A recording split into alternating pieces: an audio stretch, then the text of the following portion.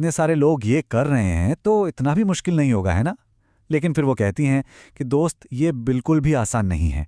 ये शारीरिक और मानसिक हिम्मत की असली परीक्षा है। अब जरा इस पर गौर कीजिए।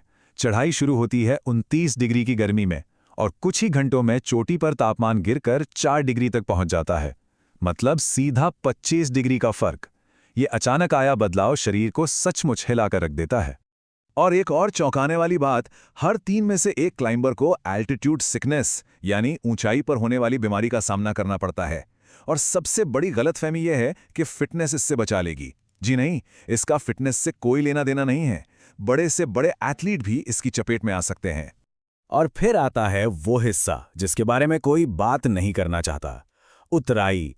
चोटी पर पहुंचने की सारी खुशी ना बहुत जल्दी काफूर हो जाती है जब घंटों तक खड़ी फिसलन भरी वॉल्केनिक बजरी पर नीचे उतरना पड़ता है।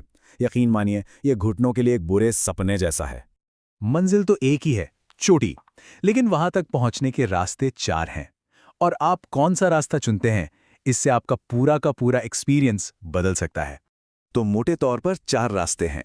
पहला है योशिदा, सबसे पॉपुलर और इसीलिए सबसे ज्यादा भीड़ वाला। फिर है फुजिनोमिया, ये सबसे छोटा तो है लेकिन इसकी चढ़ाई बहुत घड़ी है।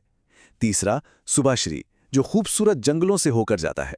और आखिरी है गोटेम्बा, ये सबसे मुश्किल और सुनसान रास्ता है, सिर्फ एक्सपीरियंस्ड ट्रैकर्स के। तो इतनी चुनौतियों के बाद ये तो साफ है कि सही तैयारी ही सब कुछ है। और तैयारी का मतलब सिर्फ सही सामान पैक करना नहीं है, बल्कि अपने शरीर को उस ऊंचाई के लिए तैयार करना भी उतना ही, बल्कि शायद उससे भी ज्यादा जरूरी है। तो आल्टीट्यूड सिकनेस से बचने का सबसे